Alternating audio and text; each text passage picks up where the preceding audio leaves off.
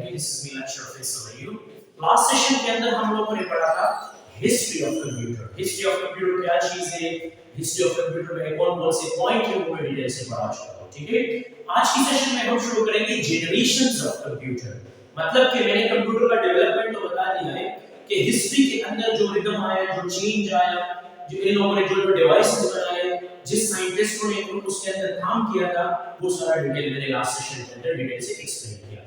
इस सेशन के अंदर हम पढ़ेंगे जनरेशंस ऑफ कंप्यूटर। ये जनरेशंस का मतलब क्या होता है कि इन लोगों ने जब कंप्यूटर डेवलप किया तो कंप्यूटर डेवलपमेंट के बाद कंप्यूटर के अंदर दो प्रॉब्लम्स थे। एक कंप्यूटर जो है लार्ज इन साइज, यानी एक कंप्यूटर साइज में लार्ज था, और दूसरा स्लोअर इन स्पीड। ठीक है, मतलब क्या है कि ये दो प्रॉब्लम्स पूरी डिवाइसेस में पाई जाती है। एक तो साइज में लार्ज था और दूसरा स्पीड में स्लो। ये मतलब उसका स्पीड जो था वो इतना परफेक्ट नहीं, इतना एक्यूरेट नहीं था। तो इन लोगों ने क्या किया, इन लोगों ने इन प्रॉब्लम को सॉल्व करने के लिए जनरेशंस ऑफ कंप्यूटर्स बनाए। जनरेशंस ऑफ कंप्यूटर का मकसद ये होता है कि कंप्यूटर के अंदर इन लोगों ने मल्टीपल हार्डवेयर्स बनाए थे, जिन हार्डवेयर की मदद से कंप्यूटर के अंदर डिफरेंट काइंड्स ऑफ चेंज आया है। क्लियर?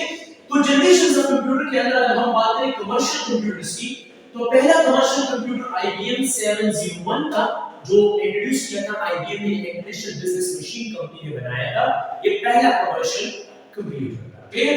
तो अगर हम जनरेशंस की बात करें तो development of electronic computers can be divided into generations depending upon the technologies used.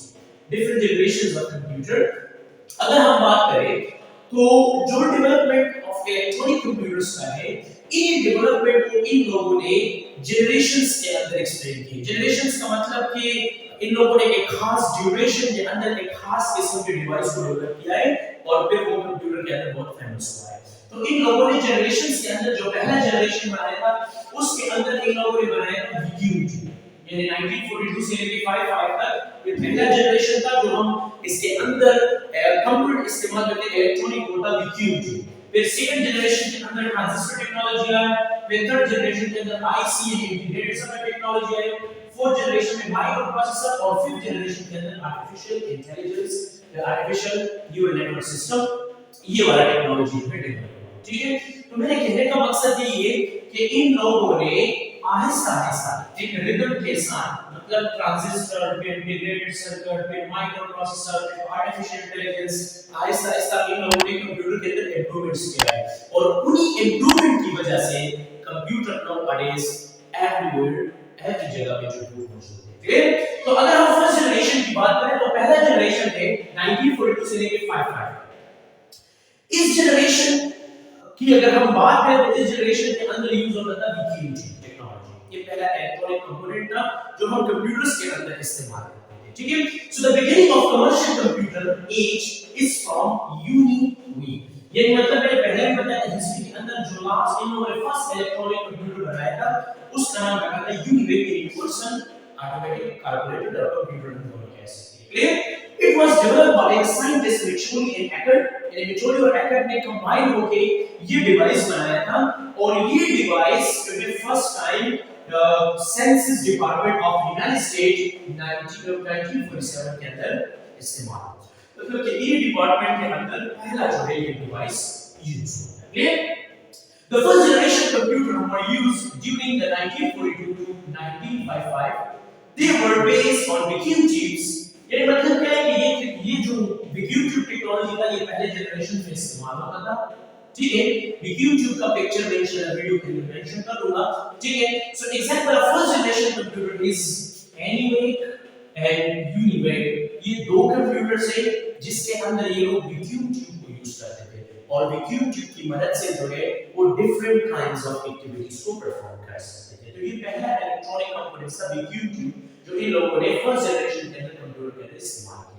अगर हम इसकी एडवांटेजेस की बात करें, सो VQ chip was the only electronic component, मतलब उस देश के अंदर पहला जो इलेक्ट्रॉनिक कंप्यूटर या जो इलेक्ट्रॉनिक कंपोनेंट्स की अगर बात करें, उस टाइम पे सिर्फ और सिर्फ VQ chip टेक्नोलॉजी था जो ये लोग एज इलेक्ट्रॉनिक इस्तेमाल कर सकते हैं। ठीक है, VQ chip technology made possible to make electronic digital computer।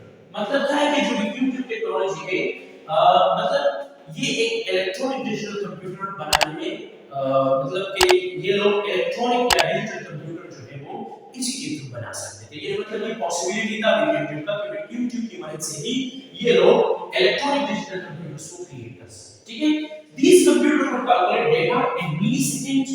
ये जब ये कंप्यूटर जब डेटा को प्रोसेस करता था तो ये मिली सेकंड के अंदर डेटा को प्रोसेस करता था और different kinds of calculations generate करते थे।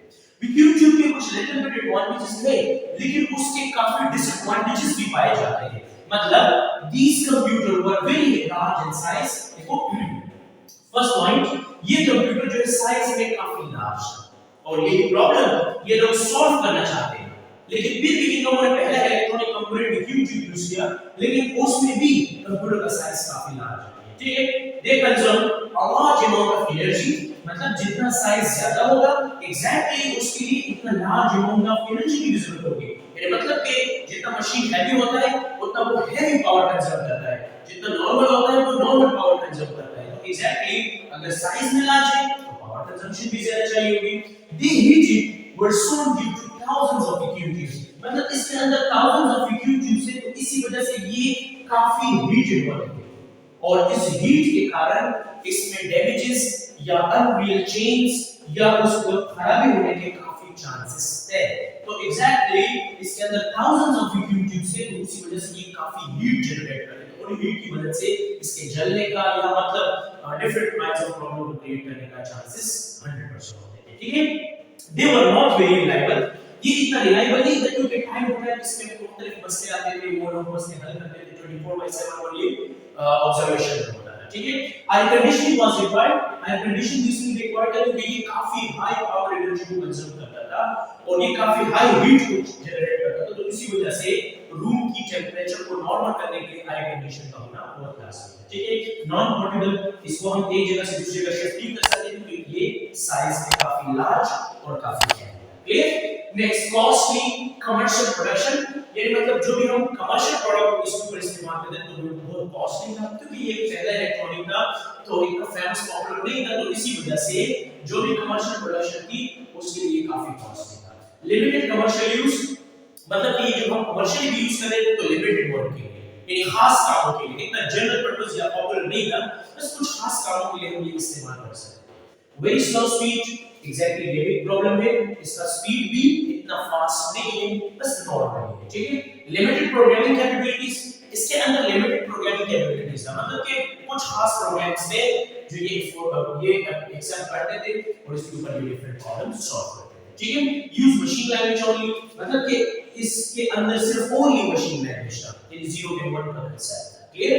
और use the magnetic drum which provide less data storage, और इसके अंदर हम यूज करते थे मैग्नेटिक ड्रम्स और मैग्नेटिक ड्रम्स की मदद से ही बहुत कम मिकदार में डेटा स्टोर होता था और नॉर्मली एक प्रॉपर एक्टिविटीज के लिए काम होता था। ठीक है, use the punch card for input, यहां पर देखो इनपुट और आउटपुट के लिए लोग पंच कार्ड का इस्तेमाल करते थे, पंच कार्ड की मदद से ही इनपुट और आउटपुट जो है वो डिस्प्ले होता था। ठीक है, और not versatile and very functional, मतलब कि इसको मल्टीपल कामों के लिए इस्तेमाल नहीं कर सकते थे, ये बस काफी फॉल्टी था। तो यानी मतलब मेरे कहने का मकसद ये है कि इसमें काफी प्रॉब्लम्स क्रिएट होते हैं, उसी प्रॉब्लम को सॉल्व करने के लिए या पूरी प्रॉब्लम को निकालने के लिए इन लोगों ने और भी मजीद जनरेशंस बनाए जिसके अंदर ये सारे प्रॉब्लम्स कम हुए हैं और हमें एक परफेक्ट कंप्यूटर मिला है और उसी को फिर हम हर डिपार्टमेंट और हर जगह पे देखते हैं और इसको इस्तेमाल करते हैं। तो उम्मीद है आप लोगों को समझ आई होगा कि जनरेशंस ऑफ कंप्यूटर क्या चीज है और इसमें फर्स्ट जनरेशन कंप्यूटर क्या चीज है और इसमें कौन-कौन से एडवांटेज है, कौन-कौन से डिसएडवांटेज। हमने पढ़ा था generations of computer. First generation के बारे में मैंने पढ़ाया था कि फर्स्ट जनरेशन क्या है और इसमें कौन-कौन से डेवलपमेंट हुए। ठीक है, आज की सेशन में हम पढ़ेंगे सेकंड जनरेशन कंप्यूटर्स 1955 से लेकर 1964 तक जो जनरेशन था उसको हम कहते हैं सेकंड जनरेशन। फर्स्ट जनरेशन के अंदर इन लोगों ने बनाए वैक्यूम ट्यूब। वैक्यूम ट्यूब एक पहला इलेक्ट्रॉनिक टेक्नोलॉजी था जो इन लोगों ने कंप्यूटर के अंदर यूज किया था, लेकिन उसमें काफी प्रॉब्लम्स थे। उन्हीं प्रॉब्लम को इन लोगों ने एनालाइज किया और आफ्टर द एनालाइजेशन इन लोगों ने डेवलप किया सेकंड जनरेशन। सेकंड जनरेशन के अंदर इन लोगों ने बनाया ट्रांजिस्टर टेक्नोलॉजी। यानी वैक्यूम ट्यूब को इन लोगों ने रिप्लेस किया ट्रांजिस्टर टेक्नोलॉजी के साथ। ट्रांजिस्टर टेक्नोलॉजी ये सेकंड जनरेशन में डेवलप हुआ है, ठीक है। So the scientist of Bell lab develop the transistor in 1947। 1947 में बेल लेबोरेटरी में इन लोगों ने बनाया था ट्रांजिस्टर टेक्नोलॉजी। हमारे पास जो था John Bardeen, William Brattain and William Shockley, ये हमारे पास तीन साइंटिस्ट थे जो बेल लैब में इन लोगों ने बनाया था क्या चीज, इन लोगों ने बनाया था ट्रांजिस्टर टेक्नोलॉजी। ट्रांजिस्टर टेक्नोलॉजी की मदद से ही इन लोगों ने कंप्यूटर को और भी रिशेप किया और भी बेहतर परफॉर्मेंस दे दिया।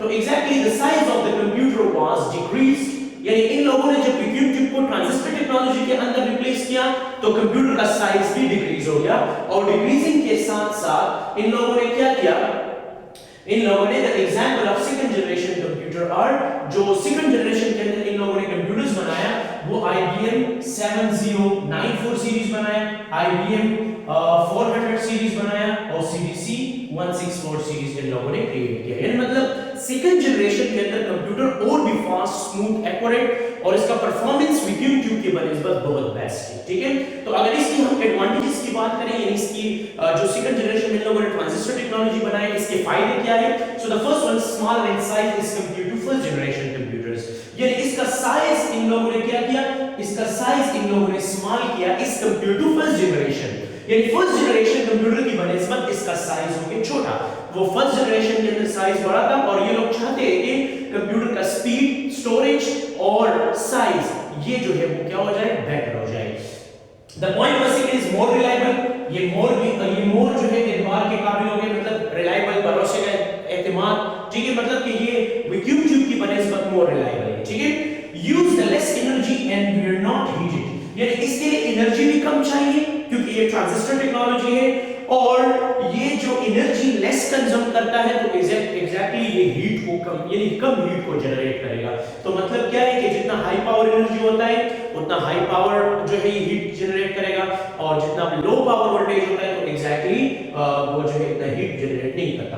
वाइडर कमर्शियल यूज, यानी ये ज्यादातर हम कमर्शियली इस्तेमाल कर सकते हैं बनिस्बत फर्स्ट जनरेशन, यानी फर्स्ट जनरेशन कंप्यूटर की बनिस्बत हम एक ट्रांजिस्टर टेक्नोलॉजी कंप्यूटर्स को वाइडली कमर्शियली इस्तेमाल कर सकते थे, ठीक है। बेटर पोर्टेबिलिटी, ठीक है, मतलब क्या है कि हम इसका साइज छोटा हो गया तो ये पोर्टेबल हो गया, ठीक है। मतलब मेरे कहने का मकसद ये कि आप क्या हो गया, इसका पोर्टेबिलिटी जो है वो भी बेटर हो गई, ठीक है। Better speed and could calculate data in a microsecond, यानी मतलब ये डेटा को प्रोसेस कर सकता है माइक्रोसेकंड, मतलब इसका स्पीड भी बेटर हो गया, मतलब कि ये माइक्रोसेकंड के अंदर डेटा को प्रॉपर्ली क्या करता है, प्रॉपर्ली जो है वो प्रोसेस कर सकता है।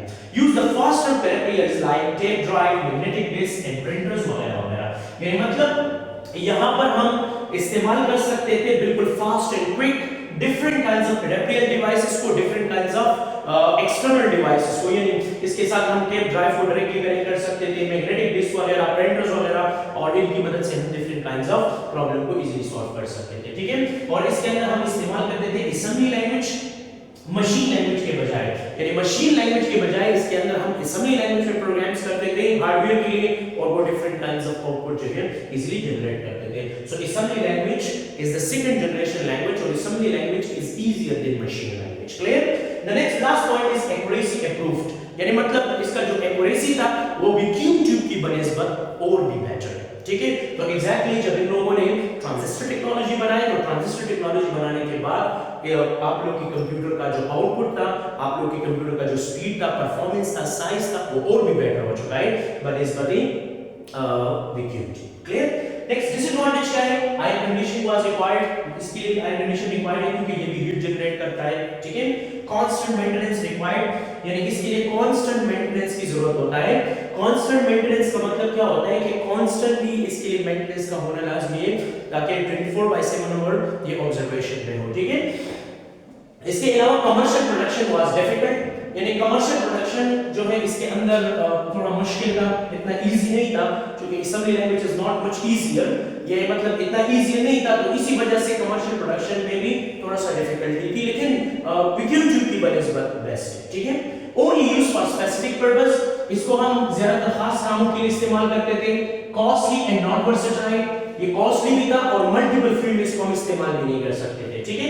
और punch card were used for input के लिए हम यहां पर भी पंच कार्ड को ही इस्तेमाल करते थे। तो एग्जैक्टली यहां पर इस बात को क्लियर करें कि इन लोगों ने जब सेकंड जनरेशन में ट्रांजिस्टर बनाए तो ट्रांजिस्टर की वजह से कंप्यूटर में काफी बेहतरी आया है, मतलब कि कंप्यूटर और भी स्मूथ, रिलायबल और बेटर परफॉर्म कर सकता है बनिस्बत Wiki-Intuit।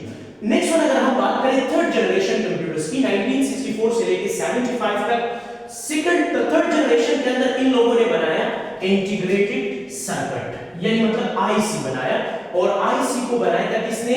जैक केल्बी हमारे पास इसने डेवलप किया था इंटीग्रेटेड सर्किट का कांसेप्ट 1958 में, और it was an important invention in the computer field, यानी ये कंप्यूटर फील्ड में बहुत जबरदस्त इन्वेंशन था, बहुत बेटर इन्वेंशन था, जिसकी मदद से कंप्यूटर के अंदर और भी मल्टीपल आइडियाज जो है वो कांसेप्ट ऐड हो गए, ठीक है। The first IC was invented and used 1961, पहला जो आईसी लोगों ने बनाया था, इन्वेंट किया था और कंप्यूटर के अंदर यूज किया था वो 1961 में हुआ था। और the size of IC is about, उस आईसी का जो साइज था वो 1/4 स्क्वायर इंच था। And a single IC chip may contain the thousands of transistor, यानी मतलब एक सिंगल चिप के अंदर thousands of transistors मिलके एक आईसी बनाते थे, ठीक है। और वो IC different kinds of activities को परफॉर्म कर सकते हैं। तो computer become smaller in size, computer जो है और भी स्मॉल हो गया, फास्टर यानी और भी स्पीड अप हो गया, मोर रिलायबल और भी रिलायबल हो गया, एंड एक्सपेंसिव, ठीक है।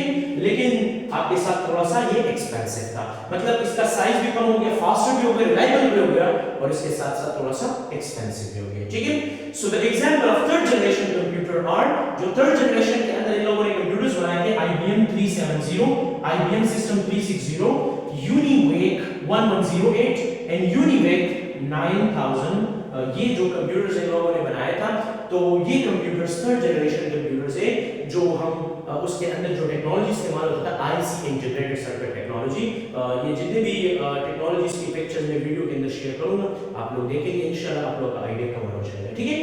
अगर हम इसकी एडवांटेजेस की बात करें तो smaller in size compare to previous generations की बनिस्बत ये और भी जो है स्मॉलर हो गए, मतलब क्या है कि इसका साइज और भी कम हो चुका है, ठीक है। मोर रिलायबल, ये और भी रिलायबल हो गया, यूज लेस एनर्जी, मतलब इसके लिए कम एनर्जी की जरूरत होती थी, produce less heat as compare to previous generation, ये हीट भी कम जनरेट करता था इस प्रीवियस जनरेशन, यानी प्रीवियस जनरेशन की बनिस्बत इसका जो हीट प्रोडक्शन हीट प्रोड्यूसिंग था तो एग्जैक्टली वो इतना नहीं था, ठीक है।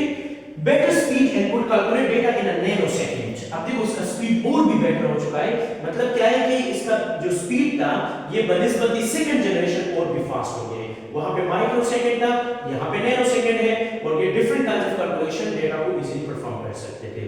और यूज द फैन, इन लोगों ने इस जनरेशन के अंदर कंप्यूटर के अंदर एक फैन बनाया जिसको हम कूलिंग फैन कहते हैं, ये हीट को डिस्चार्ज करता था प्रिवेंट डैमेजेस से, मतलब क्या है कि डिफरेंट हार्डवेयर को डैमेजेस से बचाने के लिए इन लोगों ने एक कूलिंग फैन लगाया। कूलिंग फैन की मदद से ये हीट क्या करता है, ये हीट जो है डिस्चार्ज करता है और आपकी कंप्यूटर एक बेटर परफॉर्मेंस और आपकी कंप्यूटर का जो आउटपुट है वो बहुत बेहतरीन हो गया है, मतलब कि कंप्यूटर इसके अंदर और भी स्मूथ हो चुका है, मतलब कि ये बहुत बेस्ट और बहुत हमारे पास जो है एक्टिवेट जाती है, क्लियर। अगर हम नेक्स्ट में बात करें, maintenance cost was low because the hardware failure is rare, मतलब इसका जो हार्डवेयर कॉस्ट था ये भी कम हो गया क्योंकि इसके जो हार्डवेयर थे बनिस्बत प्रीवियस जनरेशन के रियली कम तरह से वो खराब होते थे, फेलियर होते थे, तो एग्जैक्टली ये काफी बेटर है। टोटली जनरल पर्पस, इन लोगों ने ये जो आईसी बनाए तो कंप्यूटर जो है जनरल पर्पस हो गया। जनरल पर्पस का मतलब कि हम मल्टीपल टास्क या मल्टीपल वे पे जो है इसको इस्तेमाल कर सकते हैं। could be used for high level languages, और इसके अंदर हम हाई लेवल लैंग्वेजेस जैसे C++, ठीक है, इस तरह हम हाई लेवल लैंग्वेजेस को इसके अंदर इस्तेमाल करते थे। गुड स्टोरेज, उसके अंदर स्टोरेज भी इंप्रूव हो गया। वर्सेटाइल टू एन एक्सटेंट, मतलब क्या है कि ये हो गया वर्सेटाइल, मतलब हम मेनी फील्ड में कमर्शियली इसको इस्तेमाल कर सकते थे, यानी मतलब इसके अंदर कंप्यूटर और भी बेटर फील्ड, मतलब उसका जो परफॉर्मेंस था और भी बेटर हो चुका है, ठीक है। तो एग्जैक्टली लेस एक्सपेंसिव, इसका एक्सपेंस भी इतना नहीं है, क्लियर। बैटरी एक्यूरेसी, इसका जो आउटपुट है वो भी मतलब प्रीवियस जनरेशन की बनस्बत बहुत बेस्ट है। कमर्शियल प्रोडक्शन इंक्रीज, यानी मतलब कमर्शियली इसके अंदर जो डिफरेंट काइंड्स ऑफ सॉफ्टवेयर्स या डिफरेंट काइंड्स ऑफ डेवलपमेंट होते थे वो भी इंक्रीज हो गए हैं। और use the mouse and keyboard for input, यानी यहां से पंच कार्ड के बजाय इन लोगों ने माउस और कीबोर्ड को डेवलप किया। यानी हम कह सकते हैं कि थर्ड जनरेशन से ही कंप्यूटर के अंदर माउस और कीबोर्ड का इस्तेमाल हुआ है फॉर इनपुट। इससे प्रीवियस जितनी भी जनरेशन है उसके अंदर हमने पंच कार्ड इस्तेमाल किया था फॉर इनपुट, क्लियर। और इसकी डिसएडवांटेज कम है, यानी इसके लिए हाई कंडीशन की जरूरत होता है, ठीक है। और इसके अलावा highly sophisticated technology required for the manufacturing of IC, यानी आईसी को मैन्युफैक्चर के लिए बहुत बेहतरीन टेक्नोलॉजी की जरूरत होता है ताकि आप आईसीस को क्रिएट कर सके और आईसीस को कंप्यूटर के अंदर इस्तेमाल कर सके। तो मतलब कि जो सेकंड और थर्ड जनरेशन था उस कंप्यूटर की अगर हम बात करें बनिस्बत first generation, computer second generation में और भी बेहतर हो गए। सेकंड जनरेशन की बनिस्बत अगर हम थर्ड जनरेशन की बात करें तो कंप्यूटर और भी स्मूथ हो गए हैं। तो जितना जनरेशन आगे जाएगा आपकी कंप्यूटर के अंदर मल्टीटास्किंग की एबिलिटी, मल्टी प्रोग्रामिंग की एबिलिटी और आपकी कंप्यूटर के अंदर multiple ideas, multiple concept add होके आपकी कंप्यूटर एक प्रॉपर शेप में क्रिएट हो। नेक्स्ट वन हमारे पास जनरेशन है fourth generation. Fourth generation of computer के अंदर हम मजीद और डिटेल पढ़ेंगे क्योंकि लास्ट सेशन के अंदर मैंने फर्स्ट, सेकंड और थर्ड जनरेशन का कंप्लीट कांसेप्ट दे दिया कि फर्स्ट जनरेशन में वीकेम चिप, सेकंड जनरेशन में ट्रांजिस्टर टेक्नोलॉजी, थर्ड जनरेशन में फिर इन लोगों ने आईसी या इंटीग्रेटेड सर्किट का कांसेप्ट बनाया, ठीक है। तो फोर्थ जनरेशन 1975 से लेकर प्रेजेंट अभी तक चल रहा है, clear. So the fourth generation computer started with the invention of microprocessor. ये मतलब क्या है कि अगर हम फोर्थ जनरेशन की बात करें तो ये आपके साथ स्टार्ट हुआ था, इसका इन्वेंशन फोर्थ जनरेशन से, क्लियर। माइक्रोप्रोसेसर आप लोगों को पता होगा, माइक्रोप्रोसेसर जिसको हम सीपीयू भी कहते हैं, जिसको हम सेंट्रल प्रोसेसिंग यूनिट भी कहते हैं, ठीक है। The microprocessor contain thousands of ICs, मतलब कि थाउजेंड्स ऑफ आईसीज जब कंबाइन होते हैं तो इससे बनता है माइक्रोप्रोसेसर। और microprocessor is the brain of computer. जो डिसीजन मेकिंग की एबिलिटी है कंप्यूटर के अंदर वो फोर्थ जनरेशन के बाद कंप्यूटर के अंदर आया, ठीक है। Ted Hoff produced the first microprocessor in 1971 for Intel. Ted Hoff ये साइंटिस्ट था जिसने बनाया था क्या चीज, जिसने बनाया था पहला माइक्रोप्रोसेसर 1971 में इंटेल कंपनी के लिए, ठीक है। It was known as Intel 4004, ये मतलब ये पहला जो इसने माइक्रोप्रोसेसर बनाया था इंटेल के लिए 4004 प्रोसेसर, जो नॉर्मली ओल्डेस्ट कंप्यूटर्स या माइक्रो कंप्यूटर्स में पाए जाते थे, ठीक है। The technology was integrated circuit improve rapidly, यानी जो इंटीग्रेटेड सर्किट का टेक्नोलॉजी है वो बहुत तेजी से अपग्रेड हो रहा है, इंप्रूव हो रहा है, इसमें इसकी परफॉर्मेंस बहुत बेस्ट है, तो इसी वजह से ये रैपिडली जो है इंप्रूव हो रहा है। द एलएसआई यानी large scale integration circuit and the VLSI very large scale integration circuit were design, यानी मतलब इसके अंदर पे दो किस्म के ऑलरेडी डेवलप हुए, एक एलएसआई लार्ज स्केल और एक very large scale integrated circuit in लोगों ने बनाए उस टाइम पे। It greatly reduced the size of computer, और इसने क्या किया, इसने जो है ग्रेटली रिड्यूस किया कंप्यूटर की साइज। ये नहीं मतलब कि कंप्यूटर को बिल्कुल नॉर्मल फॉर्म यानी पर्सनल कंप्यूटर के अंदर इसने कन्वर्ट किया, साइज इसका बहुत ज्यादा छोटा हो गया, ठीक है। The size of modern processor is usually 1 square inch, जो मॉडर्न प्रोसेसर है उसका जो साइज है वो 1 स्क्वायर इंच है। इससे पहले 1/4 था, अभी इसका जो साइज है वो 1 स्क्वायर इंच है। It can contain millions of electronic circuits, यानी इसके ये जो मुश्तमिल होता है ये सर्किट माइक्रोप्रोसेसर, इसके अंदर मिलियंस ऑफ इलेक्ट्रॉनिक सर्किट्स होते हैं जो आपकी एक प्रॉपर परफॉर्मेंस या एक प्रॉपर तरीके से आपका एक्टिविटीज परफॉर्म करता है। The example of fourth generation computers Apple Macintosh and IBM PC, यानी मतलब यहां पर पर्सनल कंप्यूटर का आइडिया शुरू हो गया। ये फोर्थ जनरेशन से ही हमारे पास पर्सनल कंप्यूटर्स आना शुरू हो गए, और इसी की बुनियाद पर आजकल के दौर में आपको computers multiple shape and sizes में मिल रहा है, ठीक है। एडवांटेज, इसकी फायदे क्या है, more powerful and reliable in previous generation, यानी प्रीवियस जनरेशन के बनिस्बत ये रिलायबल भी हो गया और ये पावरफुल भी हो गया, यानी प्रीवियस जनरेशन के बनिस्बत ये बहुत स्टेबल है और बहुत ज्यादा इसके अंदर एक्टिविटीज परफॉर्म हो सकते हैं। वेरी स्मॉल इन साइज, ये लोग जो चाहते थे वो हो गया है, इसका साइज भी स्मॉल हो गया, less power consumption and less heat generator, ये पावर कंजम्पशन भी कम, मतलब पावर भी इसके लिए कम चाहिए और ये हीट भी कम जनरेट करता है, तो exactly it's very powerful. Fan for heat discharging and those two keep cool, यानी मतलब इसके अंदर एक कूलिंग फैन होता है जो वो हीट को डिस्चार्ज करता है और आपकी कंप्यूटर की टेंपरेचर को नॉर्मल रखता है। Clear? No air conditioner required, air conditioner requirement भी यहां से खत्म हो गया है। ठीक है, best speed to read the instruction, यानी ये जब भी आपके साथ डेटा को रीड करता है तो एग्जैक्टली इसके लिए बिलियन पर सेकंड, यानी बिलियन इंस्ट्रक्शन पर सेकंड जो है ये प्रोसेस कर सकता था। ठीक है, ये टोटली जनरल पर्पस हो गया है। कमर्शियल प्रोडक्शन इसमें इंक्रीज हो गया है और लेस नीड फॉर रिपेयरिंग, यानी मतलब इसके अंदर फेलियर चांसेस बहुत कम हो गए, तो इसी वजह से इसके अंदर जो रिपेयरिंग है वो भी कम है। ठीक है, और इसके बाद ये शिप्स है अमंग ऑल जनरेशंस, यानी मतलब बहुत ज्यादा सस्ता है ऑल जनरेशन की बनिस्बत, यानी बाकी जनरेशन के जो कंप्यूटर्स थे वो काफी एक्सपेंसिव थे, इस जनरेशन के जो कंप्यूटर है वो बहुत नॉर्मल है, इसका इतना हाई प्राइस भी नहीं है और क्वालिटेटिव भी है और मल्टीपल टास्क को इजीली परफॉर्म कर सकता है। All types of high level languages can be used in this type of computers, जितने भी हाई लेवल लैंग्वेजेस थे वो सारे हाई लेवल लैंग्वेज इस कंप्यूटर में इस्तेमाल हुए थे और इस्तेमाल हो रहे हैं और for different kinds of purposes जो है इसको हम यूज करते हैं। क्लियर? अगर इसकी हम डिसएडवांटेज की बात करें तो the latest technology is required for manufacturing microprocessor, यानी मतलब क्या है कि इसके लिए भी मॉडर्न और एडवांस टेक्नोलॉजी की जरूरत होता है इस चिप को बनाने के लिए। मतलब एग्जैक्टली जब आपको मॉडर्न टेक्नोलॉजी बनाना है तो मॉडर्न टेक्नोलॉजी के लिए मॉडर्न डिवाइसेस की भी जरूरत होता है, मॉडर्न टेक्निक्स की भी जरूरत होता है ताकि आप इस चीज को प्रॉपर्ली बिल्ड कर सकें। क्लियर? तो ये था फोर्थ जनरेशन, एक सक्सेसफुल जनरेशन जिसके अंदर माइक्रो प्रोसेसर बना और कंप्यूटर के अंदर डिसीजन मेकिंग का एबिलिटी शुरू हो गया, यानी इससे पहले कंप्यूटर के अंदर डिसीजन मेकिंग एबिलिटी नहीं था, फोर्थ जनरेशन के बाद कंप्यूटर के अंदर शुरू हो गया डिसीजन मेकिंग एबिलिटी, यानी कंप्यूटर खुद से एक फैसला ले सकता था और प्रॉपर तरतीब से ये डिफरेंट डिसीजंस को जनरेट कर सकता था। ठीक है, तो एग्जैक्टली ये था फोर्थ जनरेशन। लास्ट जनरेशन जो आता है वो है फिफ्थ जनरेशन कंप्यूटर, जो प्रेजेंट भी है और फ्यूचर में भी इसके बहुत ज्यादा फायदे होंगे। मतलब क्या है कि ये लोग हमारे जो साइंटिस्ट है वो लगे हुए हैं ताकि हम इससे भी और लेटेस्ट और एडवांस टेक्नोलॉजी को डेवलप कर सके ताकि ह्यूमंस को कोई भी प्रॉब्लम ना हो फ्यूचर में और उसके लिए वो लेटेस्ट और डिफरेंट टेक्नोलॉजीज को डेवलप कर सके। ठीक है, तो scientist are now working on the fifth generation computer using recent engineering advance. It is based on the technique of artificial intelligence, यानी फ्यूचर जितना भी है वो सब एआई का है, आर्टिफिशियल इंटेलिजेंस का। ठीक है, मसनूई ज़हानत, यानी एक तो ये होता है कि एक मशीन होता है जो ह्यूमन मैनेबल होता है और एक ऐसा मशीन होता है जो आपके साथ गॉड मैनेबल होता है। तो जो मशीन्स यहाँ पे पाए जाते हैं ये आर्टिफिशियल इंटेलिजेंस, ये मसनूई ज़हानत है, ये ह्यूमन लाइक क्वालिटीज पे डिपेंडेंट होता है, इस तरह रोबोटिक सिस्टम, चीजेस ब्लैंक मशीन, एक्सपर्ट सिस्टम वगैरह वगैरह, ये सब आर्टिफिशियल इंटेलिजेंस के ही पार्ट है।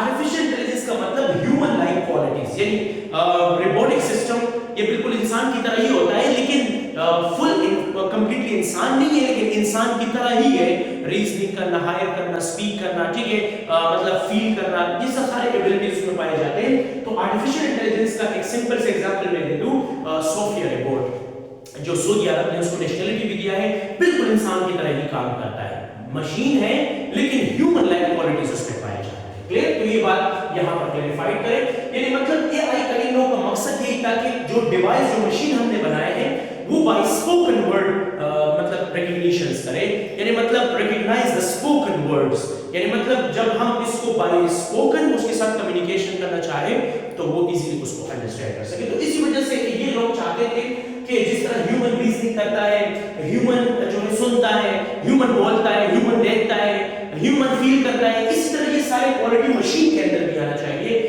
तो ये सब चीजें इसके अंदर डेरिवेशन के लिए इन लोगों ने बनाया है एआई, यानी मतलब एआई का मकसद यही था कि ये क्या करता है, ये फॉरेन लैंग्वेजेस को ट्रांसलेट करता है, मतलब फिफ्थ जनरेशन के अंदर ये एक एबिलिटी आया है कि ये मल्टीपल लैंग्वेजेस को उठा के मल्टीपल लैंग्वेजेस में ट्रांसलेट कर सकते हैं। मिसाल के तौर पे अगर आपको चाइनीज का पता नहीं है, चाइनीज का सेंटेंस ड्राई गूगल ट्रांसलेटर में डाल दे तो ऑटोमेटिकली ट्रांसलेट करके इंग्लिश उर्दू मतलब दुनिया में जितने भी लैंग्वेजेस है उसमें आप ट्रांसलेट कर सकते हो। तो एग्जैक्टली ये सारे जो एबिलिटीज है वो फिफ्थ जनरेशन के अंदर कंप्यूटर के अंदर आए। ठीक है, so scientist are working to increase the speed of the computer, यानी साइंटिस्ट इस चीज के ऊपर काम कर रहा है कि कंप्यूटर और भी स्पीड अप हो जाए, और भी एडवांस हो जाए, और भी नए नए फीचर्स आ जाए, इसकी परफॉर्मेंस और भी बेस्ट हो जाए।